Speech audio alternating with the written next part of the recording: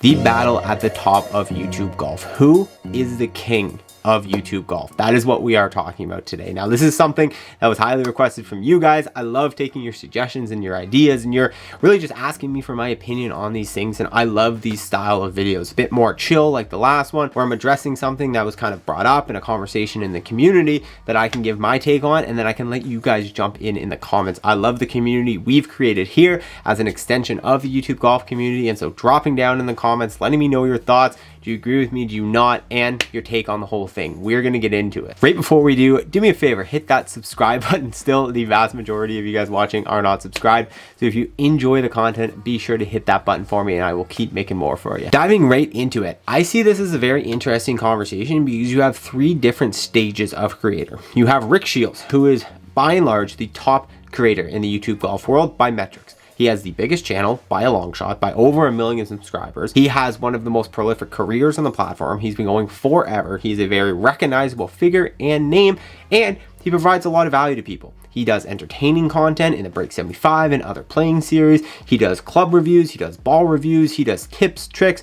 He really stretches the gamut of YouTube golf. And in YouTube, when you're starting out, it's really beneficial for you to be able to specialize in one thing. But he's been doing this for so many years that he's been able to build out a catalog and an audience that wants to see him do it all. So he really stretches really wide. And then you have a group up and coming that's obviously made a lot of steam and smoke in the last couple of years in Good. Arguably the biggest brand with one of the most recognizable brands in the sport, but the second biggest channel by metrics. Then the other contender I want to throw in today, Bob Does Sports. A bit of a different one because by subscriber metrics, they are obviously much smaller, about 1/3 of the size of Good, and obviously like 1/7 of the size of Rick Shields. However, they outperform their subscriber count almost every single video, even if it's just them. They don't require collaborative content to have massive videos. They themselves are the video, and they represent a large majority of us who are just average golfers. And so those are the three groups I'm going to talk about today. Obviously, honorable mentions to all the other channels out there. I'm not trying to throw any shade here, but I want to give you my real honest opinion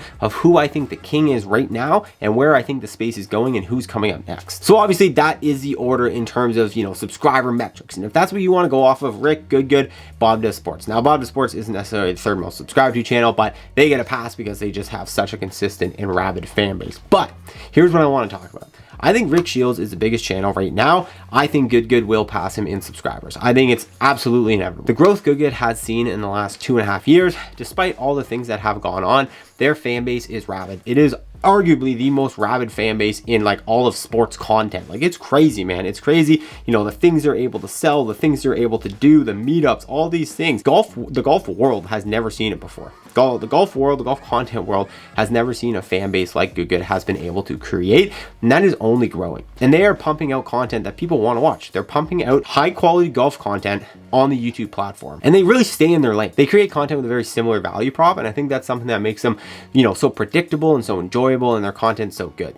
The hype machine that is Good, I believe, will eclipse Rick Shields in subscribers. However, the thing Rick has going for him is he definitely appeals to a wider audience. Good's audience is definitely skewed younger. Rick, everyone from the young who want to learn golf to the old who want to get better at their chipping, and anyone who just wants to sit down and watch some family-friendly content, he definitely has them covered. So although I do believe that Good will eclipse him in subscribers one day because they have a bigger hype machine behind them, I don't think he's going anywhere. He is always going to be a staple as long as he's still creating videos. But where this discussion, in my opinion, gets interesting is talking about Bob Does Sports, because I'm very bullish on them. I genuinely believe they will be one of the most rapidly followed groups in the entire space in no time at all, if not already. I talked about how Good was the first group to kind of bring in this really passionate fan base. Bob Does Sports is doing that, and honestly, I think they're doing it a little bit better than Good. And not intentionally. And again, I'm not talking smack Good. It's just the type of fan base that's coming from Bob Does Sports is people who genuinely see themselves in the Bob Does Sports group. It's not people just watching them to, see good golf or to see something that they could see on TV or the PGA Tour. Bob Does Sports is providing a level of golf content that is both interesting because of their personalities, but also relatable based on their playing and their antics on the course. When I talk to my friends, 20 to 35 year olds who want to go out and have a good time and they play one round a week, Bob Does Sports is their god. Bob Does Sports is the group they follow most in content because it's the one they relate to the most. And I think that's why they've been so successful. I've talked to Fat Perez, I've talked to Joey Colcuts, I've talked to these guys multiple times about what I think their value prop is and why I think they have such a rabid following. But I think because of its uniqueness and because of people's ability to really connect with them, they're going to be able to branch off their channel to do many different things, and they're going to have their fans follow them all around. So although by metrics right now, Rick is the biggest and Good is the second biggest,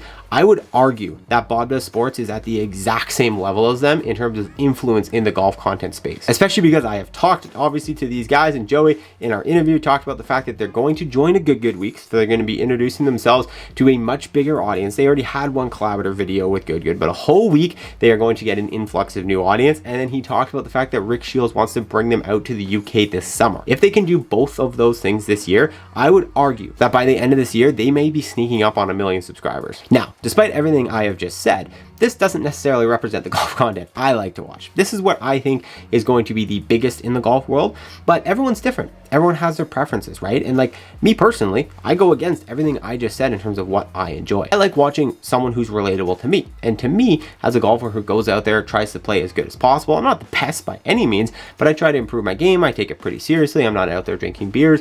I personally love, Grant, Micah, Garrett's break 65, Rick's break 70, like watching Wesley play in a tournament. Like these are all things that I personally really enjoy, and they offer a lot of value to me. The reason why I give these guys props, and especially Bob Does Sports, is their ability to be the kings of the platform is because I believe they are casting the widest net possible to bring in the most amount of fans. So that's my take on this. Thought it'd be an interesting one to chat about. Let me know your thoughts in the comments below.